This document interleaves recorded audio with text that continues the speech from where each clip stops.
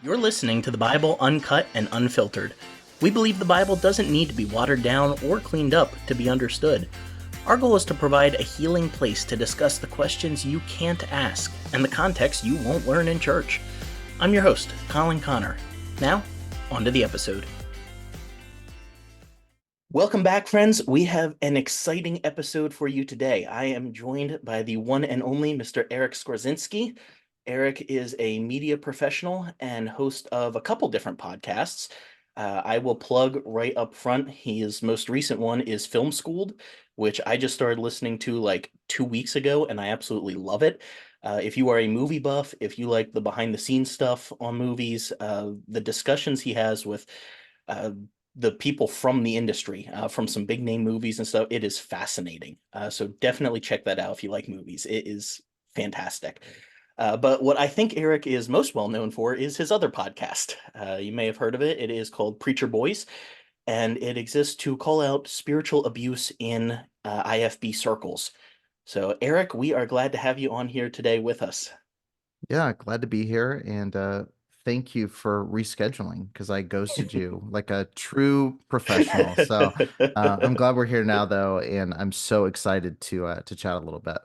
Yeah, absolutely. Just a little bit of a scheduling conflict happened with Google Calendar there, but we worked it out. So Eric, I wanted to have on because January is considered to be Spiritual Abuse Awareness Month. And on this podcast, we talk a lot about the Bible, but we always start off saying that we want to give a space for discussing the context that you might not learn in church, but also Mhm. the questions that you won't be able to ask in church. So we spend a lot of time on context, and I wanted to carve out some time this month to specifically give room for those questions. And Eric grew up in the IFB, which I did as well.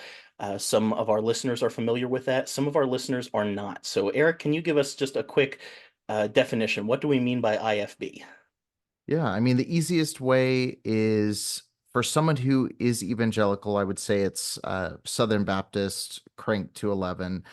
For somebody who is completely foreign to it, I would say the closest, like, well-known connecting point would be, a lot of what you see from like the Duggar family, like Hmm. that picture. Although there were some things with even music and things, like the Duggars were a little more loose than what my Yep. surrounding environment was. But essentially, they are Baptist, but they are also extremely fundamentalist. So they Hmm. take to a literal interpretation of the King James only version of the Bible specifically, and are extremely focused on separation. So a lot of, symbols of morality, like dressing a certain way, not listening Yep. to certain types of music, not going to movie theaters, and abstaining from things like even the appearance of alcohol. Yep. But it's just a very strict Baptist sect to keep it short. Yeah. And if you are not familiar with it, when we say something like abstaining from certain types of music, we don't just mean rock and roll. We mean like different types of Christian music that didn't Anything with a fit our beat, circle. Yeah, exactly. basically. Yeah. 100%. So it's just a lot easier to say IFB. So we probably will. Right. I sometimes I forget how small of a sect it is in a Yeah. way. Like when people ask me my background, I say, "Oh yeah, I grew up IFB." They say, "What the heck is that?" Yeah. They're like, "Oh yeah, that's right. We're not the center of the world like we think we were." You know? So we're talking a lot here about spiritual abuse, and that's something that your podcast, Preacher Mhm. Boys, has. Well, by the time this episode comes out, it'll be 4 years. Every week, That's bringing out wild. different Yeah. stories of spiritual abuse in the IFB. So I think that may be even a new term to some of our listeners. Can you help us understand what is spiritual abuse? How is it different from maybe other forms? Yeah, I think I mean, all abuse at its core stems from power imbalances. And I think when we talk about spiritual abuse, it can be hard to define in passing conversation. But I think Mhm. simply put, and I think the easiest way people could define it is it's leveraging the authority of God to fill the, you know, desires of the man who's using that leverage. And so, when I think of spiritual abuse, it's a man with an agenda who's using God said in quotes in the Hmm. background of what he's doing. And so this can play out. Obviously, in my show, I cover often this is in sexual abuse, but I think of this in terms of financial abuse when you're guilted to Mm. give money that maybe you don't have. I think of this in Mm. abuse of time when you're working on projects that you're not being compensated for.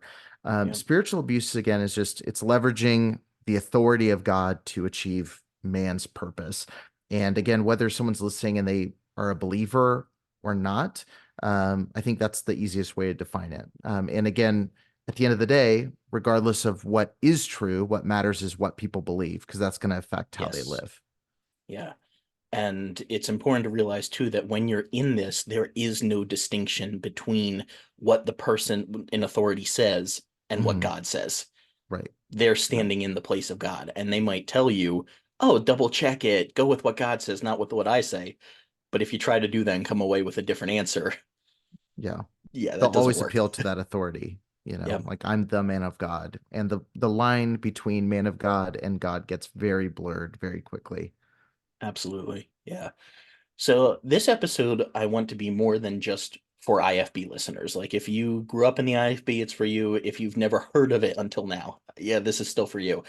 Um, but let's give just a little bit of a tiny history on what are some key people, some key events from when you would say the IFB began to where we are today. Yeah, so there's where the IFB started, which I mean, you can trace back to late 1800s, early 1900s. You've got key figures like J. Frank Norris, who, if you ever want to go down a rabbit hole, Google That's that what, name. yeah. But when I think of IFB, I think it really starts with a guy named Jack Hyles. The documentary I was just in, Let Us Pray, got some flack for labeling him the founder of the IFB, but I don't think that's too far off. There was something I said in the interview that didn't make the cut, which I Mm. was bummed about. But I basically said the IFB existed in a form because it's just independent Baptists. But Hmm. what created the independent fundamental Baptist brand in my mind is Jack Hyles. Like he was Okay. the Walt Disney of fundamentalism. Like there were theme Yeah. parks and Yeah. amusement parks and carnivals, but Disneyland was something people had never seen before. And I Okay. see Jack Hyles really in that same type of way. He took it from being a relatively small movement to building one of the largest megachurches in the country for its time, Hmm. busing, thousands of people in. I think they had, they had well over 20,000 people attending on Sunday. I mean, it was a large organization. And he really hammered home things like the King James only issue, Yeah. the anti-Calvinist kind of rhetoric. Basically, any issue that was a culture war issue, he stapled his name to and was a very good marketer for the movement and against people who stood in his way. And so Hiles for me is the person that a lot of what you see now can really be pinned on. Yeah. That's part of what makes it difficult is the I in IFB because they'll just try to say, "Oh, we're independent. We're not actually related to this." But I like how you likened it to Walt Disney. Yeah, he Yeah, kind of did just become the brand, the face right. of it, and kind of like how Disney has bought half the world at this point, and most of the Yeah, existing IP of big brands. That's kind of what happened. Is I feel like IFB took over the idea of preachy Christians. yep, Like if you can imagine a guy in a movie preaching on a street corner, or you think about the person who's inviting you out to church or something, like that person is probably IFB. That's kind yeah, of what that denomination has become in yeah, America today. We were absolutely taught Trail of Blood style. Baptists went all the yeah. way back to Jesus. Went to Jesus and yeah, Yeah. like Mormon level rewriting of history. It's like the Right. Baptist Mormon ideology. That's something that luckily I feel like most IFB don't teach. It's like a very weird branch of Hmm. it, but it's, to their credit, I think even for most IFB churches, that's like a little insane. Yeah. Like it's, or I at it's least they know it's insane enough not to talk about it. even if Right. they It's not kind of so believe much the it. pastors, it's those couple of people in the church that believe it. The weird You Sunday know? school teacher that smells a Yes. little funny that has Yes. charts. Yeah. Every IFB church has that guy. Yeah. Some of our listeners actually are still in the church that I recently came from, and they may not even realize this, but Jack Hiles was good friends with the former pastor that had been at that church for over 40 years. In fact, that man who was my first pastor said that Jack Hiles kept him in ministry in some tough points in his Hmm. life. And I have a picture somewhere from an anniversary service at my church that I grew up in of that pastor and Jack Hiles. He had preached Oh, well. the special ceremony. So by the time I was old enough, Hiles wasn't as much what we talked about. Right. We were more in like a West Coast circle. Hmm. When I was, what would I have been, about 12, that pastor retired, his son took over, and his son was good friends with Paul Chappell. Okay. Yeah. So yeah, the circles that you're talking That's about my are circle hitting for close to sure. home. Yeah, Yeah. 100%. So hard-hitting question here, but I'm curious what you think. Would you define the IFB as a cult? Depends on who I'm talking to. And Okay. I say that to say cult as a word is a is not a great conversation starter. um, so I really prefer, I don't know if you're familiar with Stephen Hassan's work. He's a cult expert, former Hmm. Mooney cult member, and he uses the term high control groups. And I Yes. find myself more often leaning into that verbiage. I think that really defines the IFB. And I think that the Hmm. bite model, which he popularized, which was, behavior control, information control, thought control, and something that E stands for that I forget what it is right now. That Google the bite model if you're listening, because Yeah, it I'm is checking it it. is helpful. Um, but it's one of those things though where um, the group having so much control over your life, not being able to leave the group, easily, not being able to get a lot of information before joining. There's always moving goalposts. Hmm. Like there's a lot of factors that would fall into the high control group. And I would say personally, I think the IFB as a brand is a cult. I think Mm. the Jack Hyles devotees, the circles, the people that are so heavily influenced by one singular man in whatever circle that is, whether that is a Trieber or a Paul Chappell or a Jack Hyles, I think there are some cult adherents.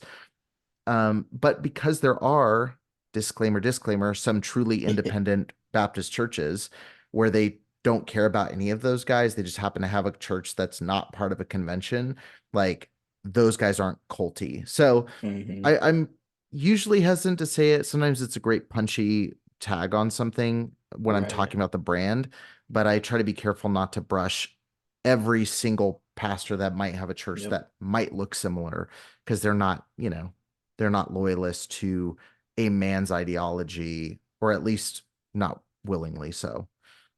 Yeah. And the E is emotional control. That Emotional was what they're control. in There bite. it Yeah. is.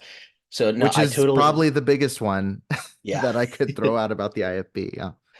I totally agree with you. I appreciate the nuance there because it is easy when you come out of that to just want to say, "Oh, it's a cult, it's a horrible Mhm. thing." Yeah. But it takes some maturity to be able to say, "Well, there's nuance to it." Right. And yeah, like we up to you how much you want to get in on this, but I don't think a lot of IFB churches, because they are independent, center around a man unless, like you said, they're in like a Hiles camp or something like that. What a lot of these churches do is they center around Bible colleges Hmm. and camps.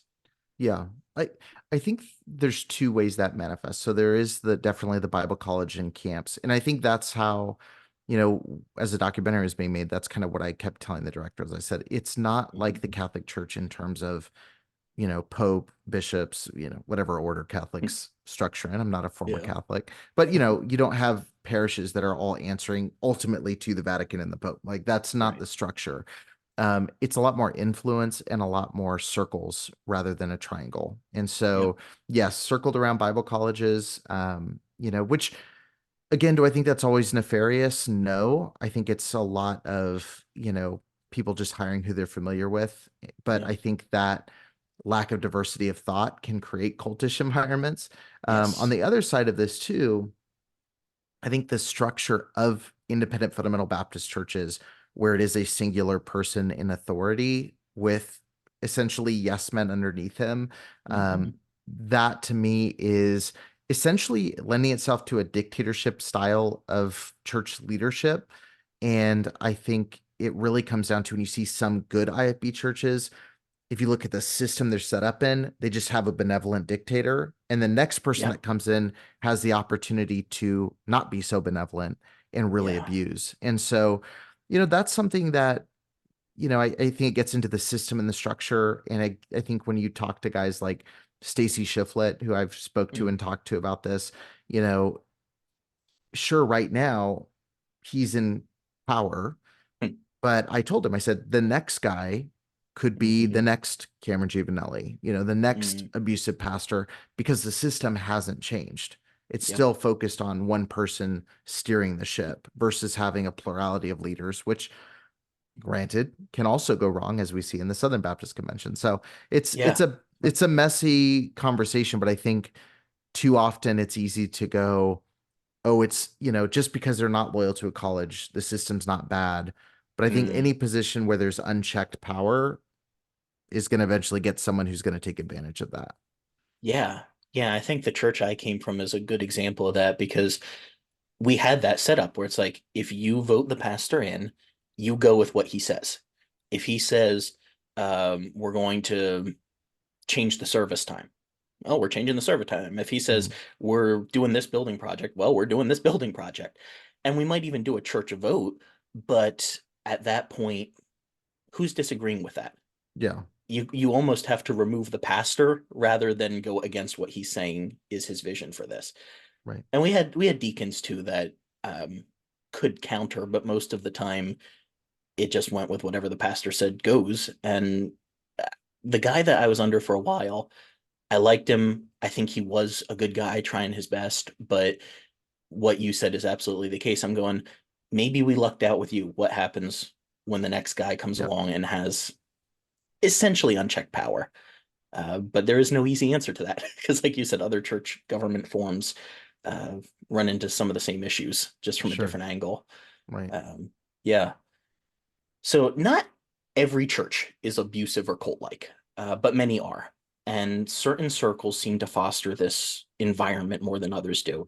So, what would you say are some of these cultural factors within the IFB that contribute so much to abusive and high control behavior?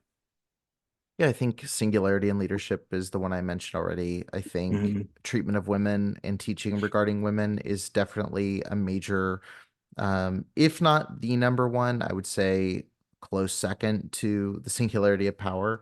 Okay. I would say it's close second just because it doesn't factor in male victims, which can also happen as a result of, Mm. singularity of power.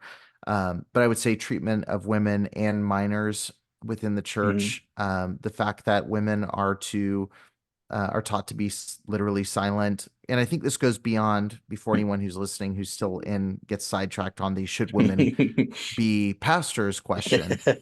Beyond that, I would say just the treatment of women in general and the Yeah. teachings of, submission in a way that is, I think, you know, I think is abusive in itself. I think when you have women that are told that your role is to be subservient to a man and to be the, you know, as one popular Christian book says, the methadone for his sexual addictions. You're supposed Mm. to be barefoot pregnant in the kitchen. You're supposed to, shut your mouth as, when it comes to any issues of disagreement with the man of God, that you're supposed to only address those through your husband. Like, Yeah. we've put women in a perfect environment to be abused. And I think the Yes. same goes for kids. When kids are to be seen, not heard, um, you know, when they have something to share, who do they share it with?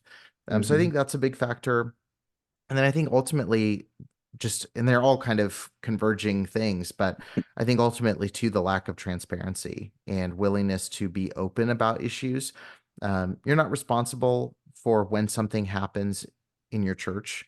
If a church exists for 50 years, there's probably going to be a sex abuse case. Yeah. If any business is open for 50 years, there's probably going to be a sex abuse case. Any school, any fill in the blank. Your Hmm. responsibility is not, oh, that person did something and I should have been omniscient and known that was going to happen.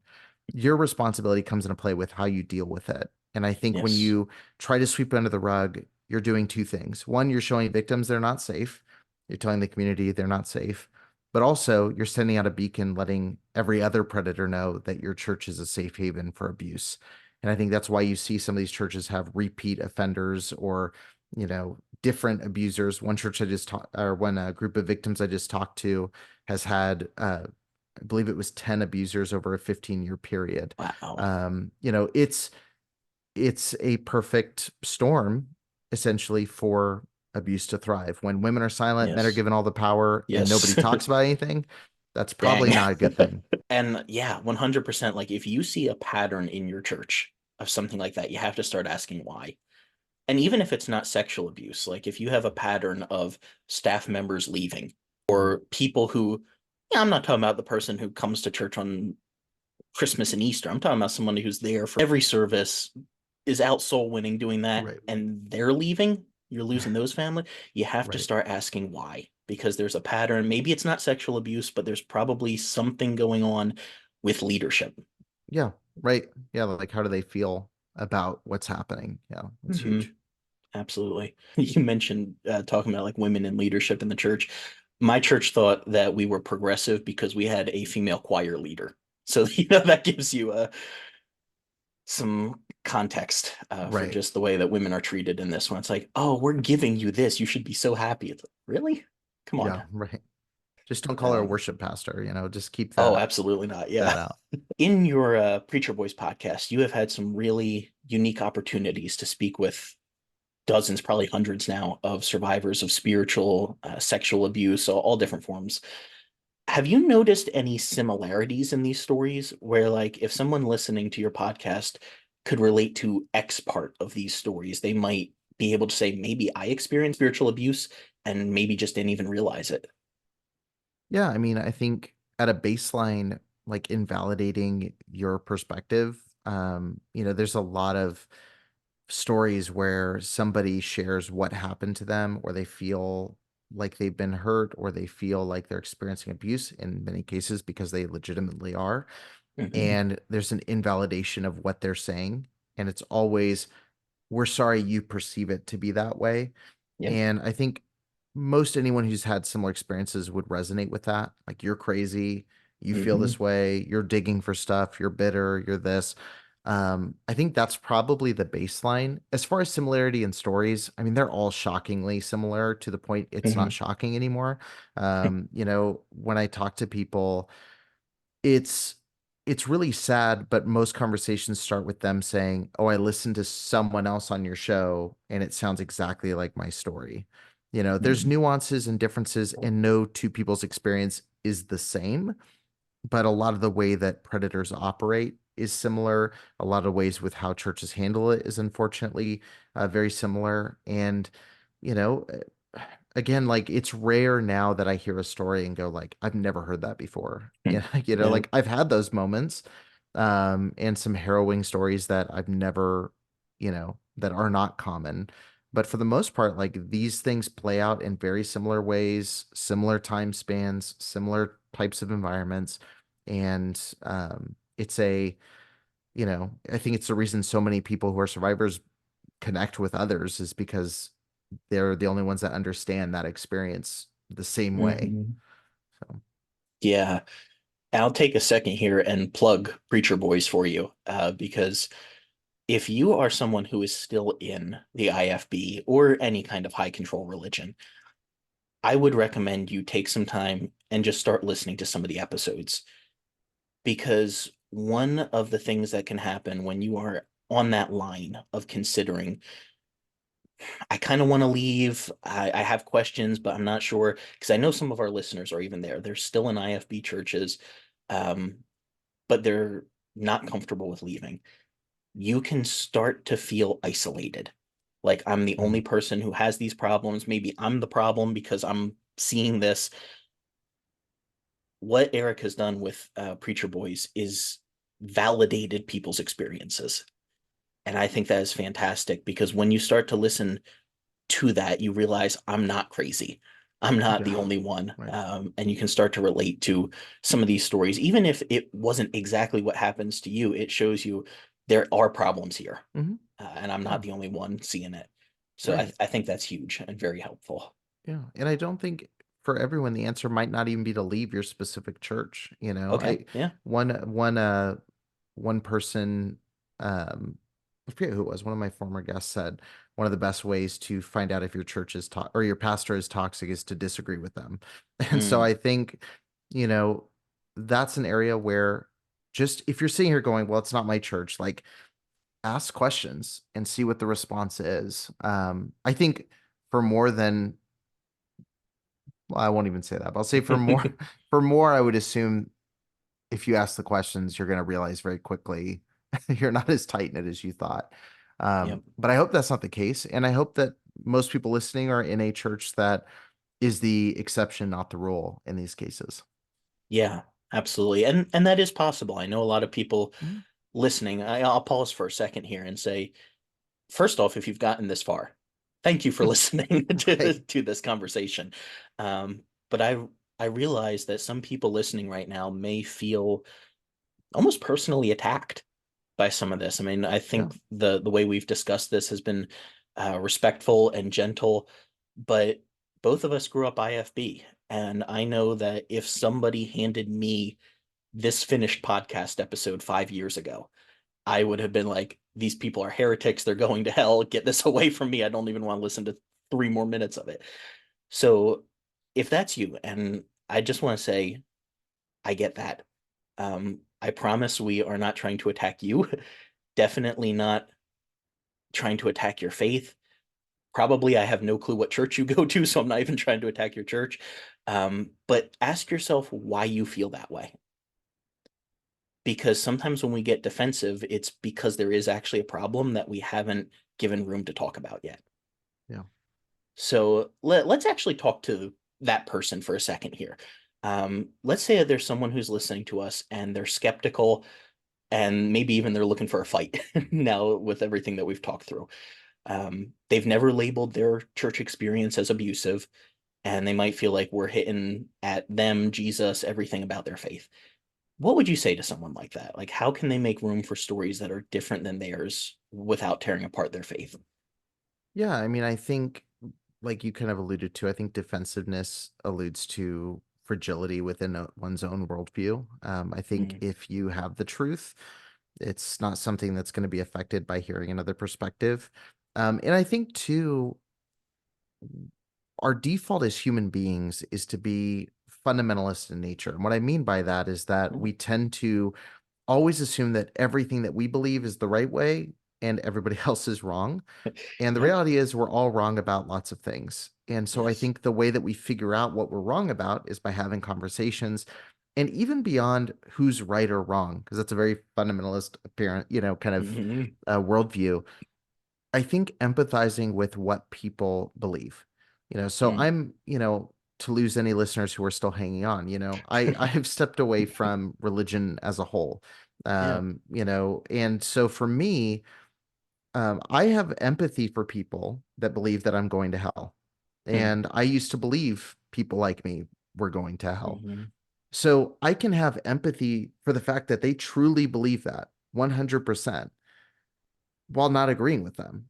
And I Yes. can treat them with kindness and compassion and understand that their concern in some cases, some people are thrilled about the proposition and be heading Mm. a certain direction. But for some people I understand it breaks their heart. Yeah. And so again, it's one of those things where having those conversations and being empathetic and respecting that perspective, even if you don't ever come to the same conclusion, I think is really important.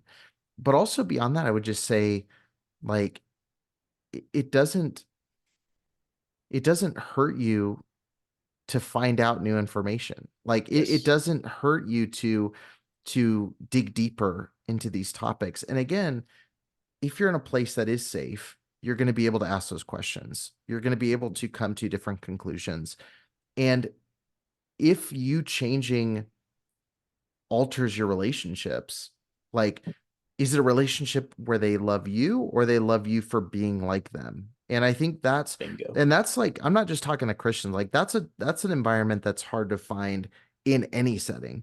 Business world, like I'm in the entrepreneur Mhm. space, like entrepreneurs feel that way. Like I believe this one way of doing things. The people in church, I have atheists that go, why do you talk to Christians? Why are you on this, why are you on Yep. the Bible uncut and unfiltered? And you're going to talk about this like you're on the wrong side. And it's like, there's a lot of comfort and certainty, but I think Yes. it's good to get uncomfortable or get comfortable with uncertainty and having Mm. conversations that don't have to always have a resolution right there at the end of this 45 minutes. Oh yeah, 100%. Like Eric is not here to convince you to change your belief system. Right. But what we would say is a success with this conversation is if you have thought about your belief system in a way that you never have before. Hmm. Yeah. So you don't need to walk away with this with an answer. It's okay to walk away with it with some questions. Yeah. Um, and I'll just say two things on that too. Number one, if you claim to be a Christian, everything Eric just said was very polite, very respectful. And if you come at him or someone else for something like that, consider why your response as a Christian is less loving than somebody who does not consider himself to be a Christian anymore. And two, I'd say Eric started out IFB. So this is not someone I brought in who grew up atheist. So I think that if I come to you and I say, you've got a fire hazard in your house, you may listen to me, you might not. But if you have an inspector come in and say you have a fire hazard in your house, someone who is a firefighter, you might want to listen to them a little bit better because they know what they're talking about. This Right. is someone who grew up in this and gave their life for what, 20 plus years to this Yeah. mindset. So this isn't just someone who's criticizing from the outside. And I'm trying to be the same. I grew up for over 20 years in the IFB. So don't just write it off as, oh, this is a different view. Well, these are the people who gave everything for 2 decades to Yeah. a particular way of viewing church and faith. So it's worth asking why those people are changing their views. Yeah. Yeah, very good. Now, let's talk to some of our listeners who have had bad church experiences, maybe even been victims of different forms of abuse. Some of them are still in those churches. Some are afraid of leaving because it's more comfortable to stay. Let's say that a listener hears what we're talking about and they have questions, they're considering getting out, but they feel trapped. Yeah. As soon as they put down this episode, what would be the first steps they could take to leave maybe an abusive church and try to find a healthier place? Yeah. I think the biggest thing, the biggest fear I think that keeps people in, and it comes back to that certainty, right? Like we bond with people who share the same certainties that we do. I think the biggest fear is usually when people are in that position, there's a lot of unknowns, whether Mm, that's with faith or whether that's just with, will someone believe me about this? yeah. Will, whatever category that is. I think the biggest thing I would encourage people to know is like, there is life outside, there is community outside, Yes. and there's people that do genuinely care. And I know for many, they've probably heard preaching that says the opposite.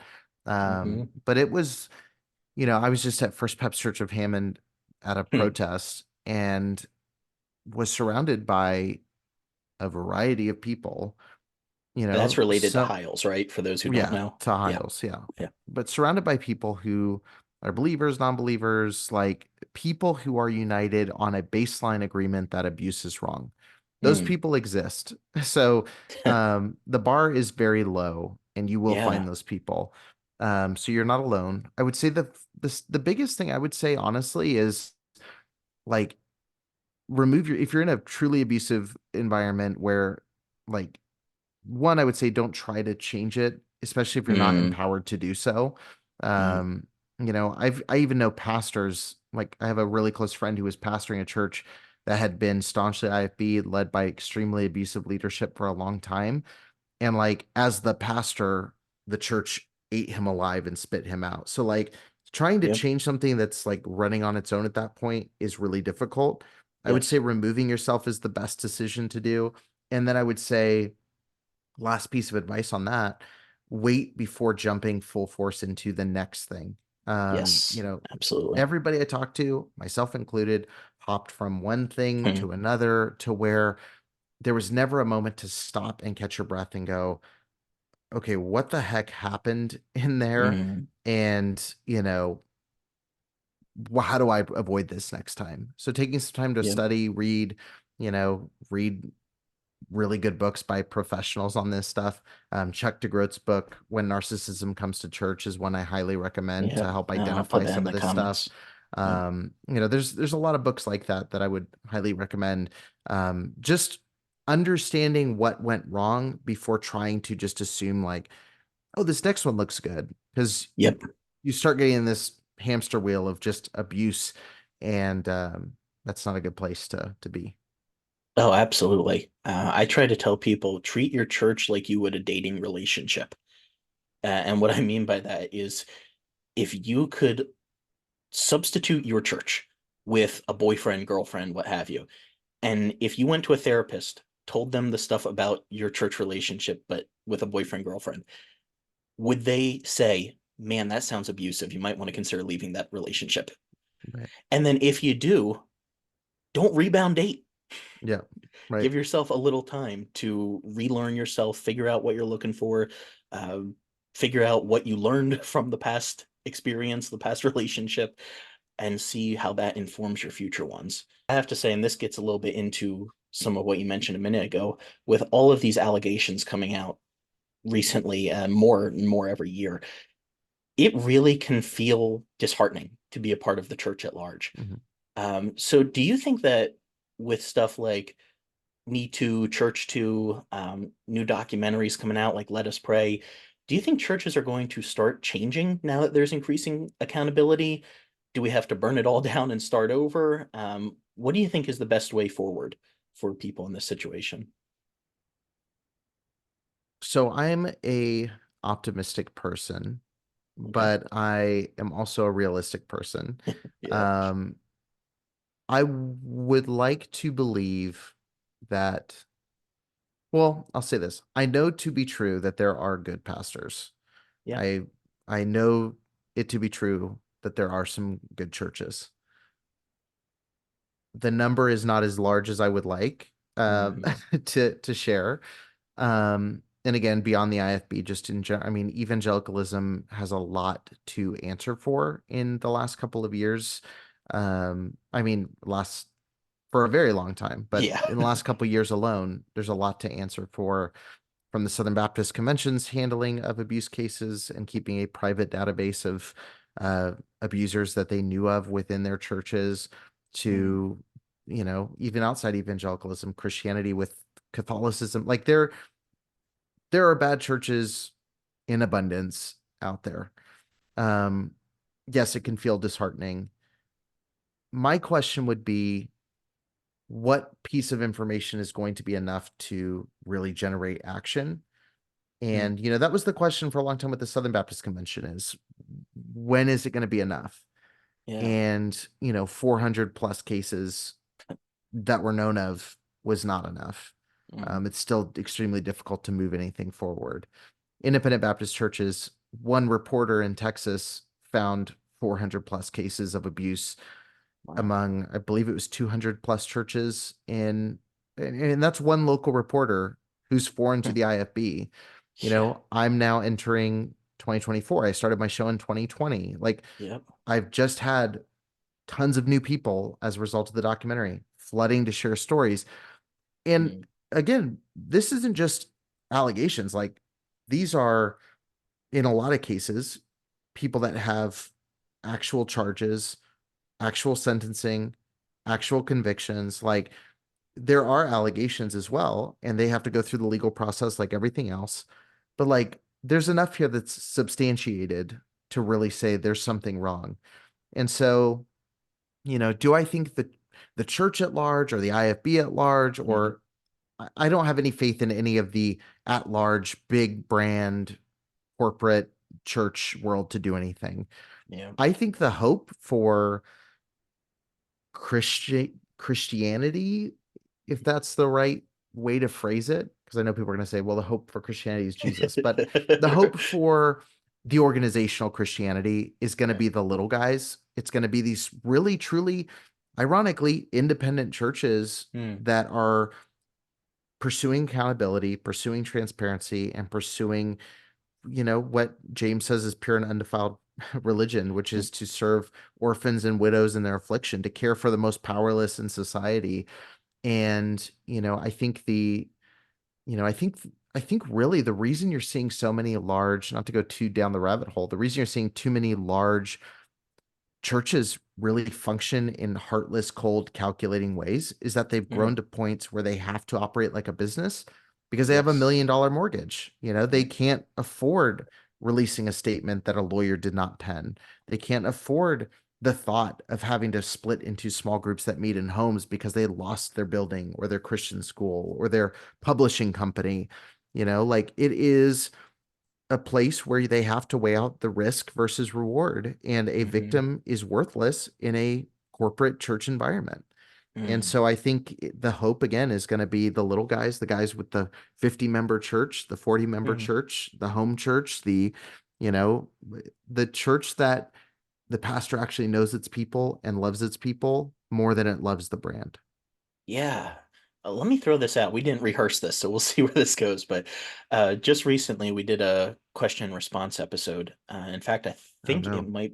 yeah, it might be coming out like this Sunday. Whatever. It'll be different by the time this episode comes out. But somebody shared a story where they said that they had been in an abusive church, Hmm. and they said, "I don't want to step foot in a church again."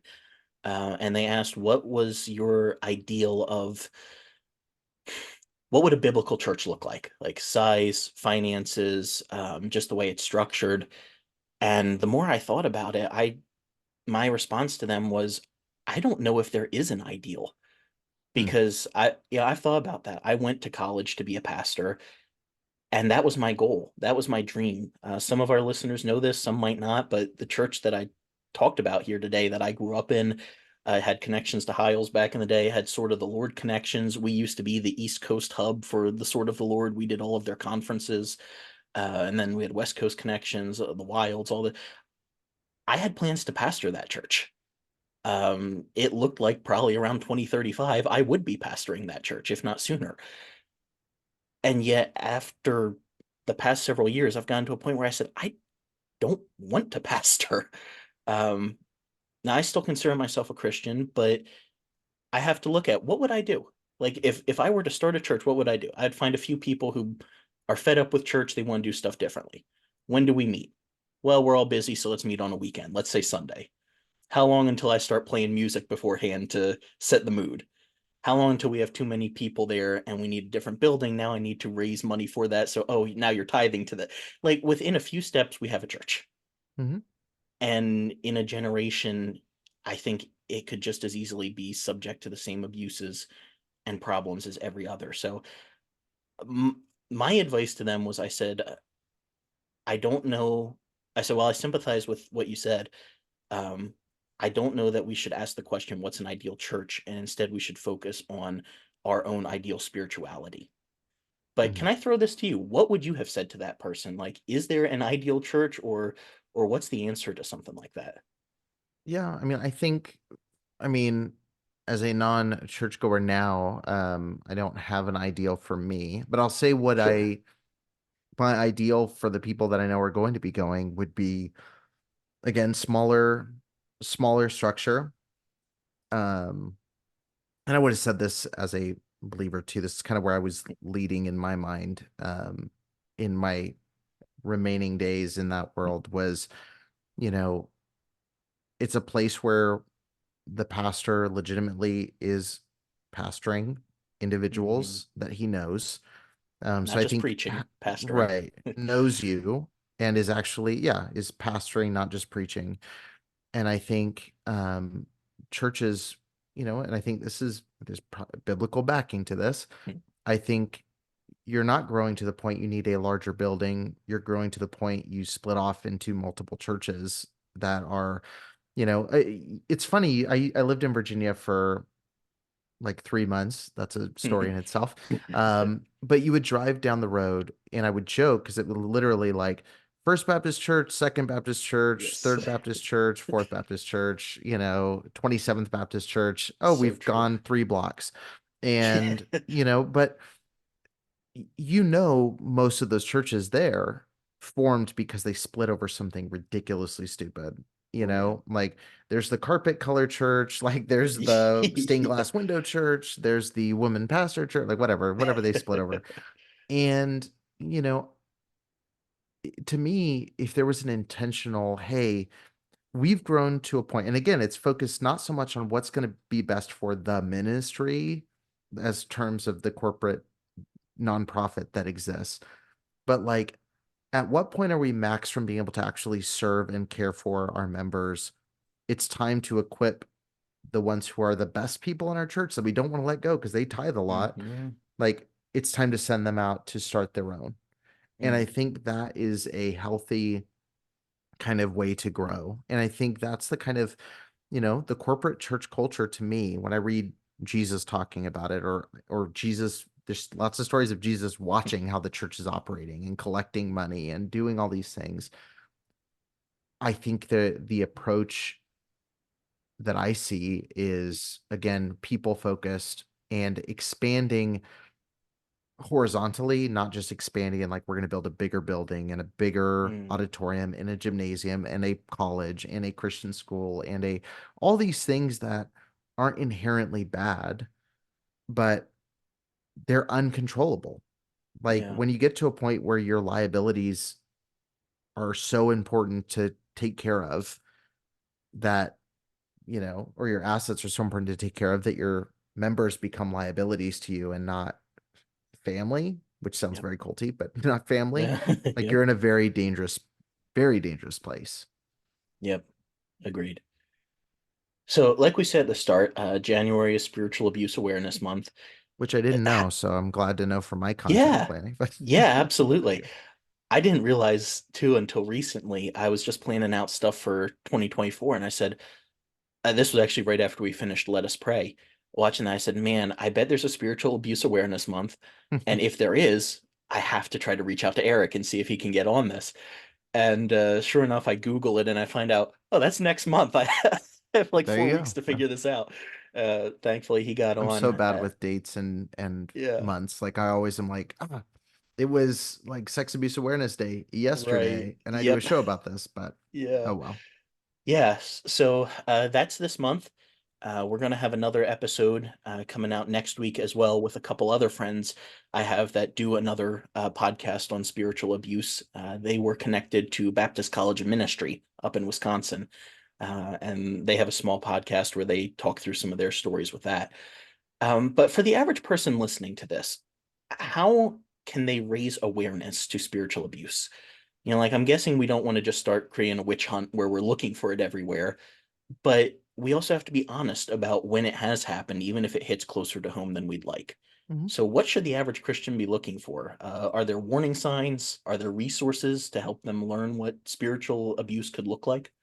Yeah, I would say, you know, listening. The great thing is for the average person, and I'm one of those, is that there's a lot of really amazing people that are documenting and researching in very great ways and raising awareness. So I would say rather than trying to compile everything on your own and starting from ground zero, like finding the Mm, people that are doing that well, yeah. there's people for everybody. If you're not comfortable listening to a Christian perspective, there's but you want honest research, there's people for that. If you're looking for Hmm. a Christian perspective, there's people doing that. Like find people that are doing honest work, and for survivors that have been legitimately abused, like amplifying those voices, listening to those voices, like it's that simple. But I would say like just as far as educating on spiritual abuse specifically, Yeah. I recommended Chuck DeGroat's book. Yep. When narcissism comes to church, I'd say that's like one of the best primers on understanding abusive leadership. I would also throw out my friend Jimmy Hinton, who Yeah. actually Yeah. reported his own father for sexual abuse, and all of his resources are incredible. Yeah, I'll link to him as And well. so yeah, Jimmy Hinton, I would say is a great, like, he's a pastor that I truly admire and love, and Yep. I love his work on this. And and there's resources like Preacher Boys if you want to hear from individual stories. I have experts on. I've had Jimmy on. I've had Chuck DeGroat Mhm. on. I've had therapists on, like, the gamut of things to hear. But again, that's not for everybody, because I get into the Sure. nitty gritty that some might not want to hear, or some might want to hear a deeper explanation on some of these. So just finding people that are doing great work already, and just, you know, again, don't take everything they say. Don't only listen to me as your source. Like, Hmm. find a variety of people from a variety of contexts and you know, build up an understanding from all perspectives. Like, Yeah. why did they leave the church? Why are these guys staying and trying to change it from the inside? Like, where do I find myself in this kind of perspective? And you can never go wrong with just listening and learning and continuing to make decisions when faced with new information, making the right decision. Yeah. Good. Good. We had a listener question come in. I want to throw this out here as well. They said, "Why does church leadership protect abusers while letting the victims leave?" And they said that doesn't seem biblical to me. Yes, Yeah. I would agree. Yeah. Um, Yeah, I think I kind of covered it. Like, I think it's yeah. protecting the brand versus the Yes. individual. I really am tired of hearing lawyered letters being read at the pulpit. Um, there is what is legal, and then there's what's right. And I think I don't think it's wrong when a victim comes forward about abuse, and law enforcement is involved. You Mhm. know, many things can be true. The church should be calling the law enforcement, like, they should. Again, forget mandated reporter conversation, because half the Yeah. country there are clergy loopholes. There's a moral obligation to call. Is Agreed. it wrong for them to call a lawyer and ask, "Hey, we have a ministry. What should we be doing?" I Hmm. think that's fine. Yeah. But big caveat, if the lawyer's advice is to distance from the victim, if the lawyer's advice is to make a statement that is vague, if the lawyer's like, if what is legally beneficial to you stands in the way of what's right and moral for you to do, pick what's right and moral to do. And Amen. if your school gets shut down, your church gets shut down, like, whatever the ramifications are, the expression of love and care for the victim first and foremost is what's most important. Um, so, talking to people about, how do we protect ourselves? Like, that's one thing. Protecting your interests over a victim, I think, is another thing, and that's a Mhm. gross thing. So what you're saying is you don't support Christian Law Association and David No, Gibbs. no, no, that's a whole nother podcast. Yeah, But seriously. no, My church definitely did and was in those circles. So yeah, if you're no, familiar with those names, you might want to second guess what's going on too. right. I'll throw out one more question here for you. This Mhm. one, take it wherever you want. But if you could go back in time and tell your younger self anything from what you've learned in the last several years, what would it be? And do you think that your younger self would listen to you? If I could go back to 16-year-old me who discovered a predator being shuffled to our church, Mm, I would have told myself, you can call police yourself. You don't need to wait for the pastor to do it. yeah. Um, in my mind at that time, the ultimate authority was the pastor. I didn't resonate, like, I didn't even, the idea of talking to anyone outside of that or at a Hmm. higher level than that was not something that even crossed my mind. I would have listened to myself then, because I was Okay. upset and tried to do everything I thought I could do to deal with this situation. Um, and I've made up for that now, I think, with Hmm. how I've addressed that. But I would have told myself that, like, the church is not the be all end all. And again, church institution is not the be all end all. The pastor is not the ultimate authority. And again, even for the Christian listeners out there, the Bible's very clear, the sword is given to the government. Like, Mm, the sword is given to that. And it talks about the dangers of wielding that sword when you're not supposed to be the one wielding it. And Yeah. so, when we treat our pastors like law enforcement and we treat law enforcement like the enemy, we get into a Hmm. really tricky spot. Again, there's a whole nother conversation about law enforcement and how they handle these cases too. Sure. There's lots of rabbit holes there, but I would say that's what I would have told myself is you can go to someone beyond the pastor, and just because they're doing something wrong doesn't mean that's like the last stop. And I also would have just told myself, you're not alone. People will listen, and you'll be surprised how many people are going to be listening in a couple years. So, Yeah. Uh, Eric, thank you for that. There has been some great discussions here, great advice given, good resources. So we are running right about time here. So I want to give you a second, plug anything, your socials, podcasts, and any final thoughts you might have for our listeners. yeah, I mean, the number one thing I would obviously promote is my podcast, Preacher Boys.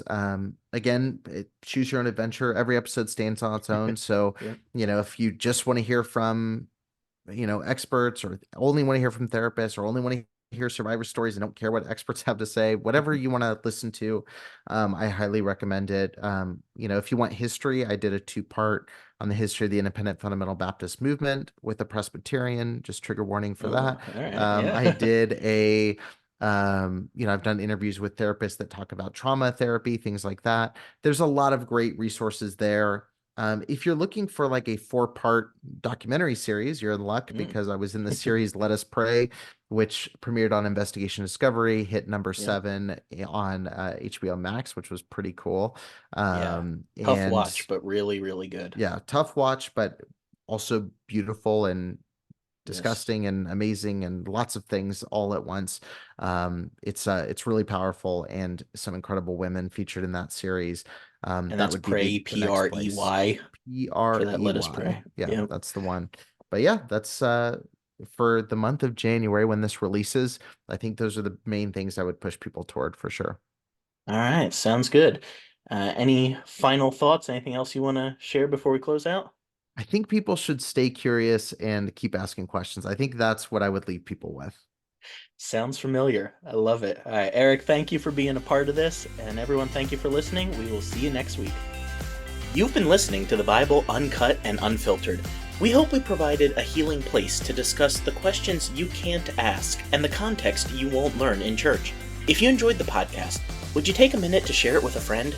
You could also rate and review on your podcast app. If you'd like to donate to keep our work going, you can go to our website, thebibleuncut.com, and click on the Support Us tab. While you're there, check out the recommended resources and blog where we post show notes and other articles. Thanks for listening. We'll see you next week.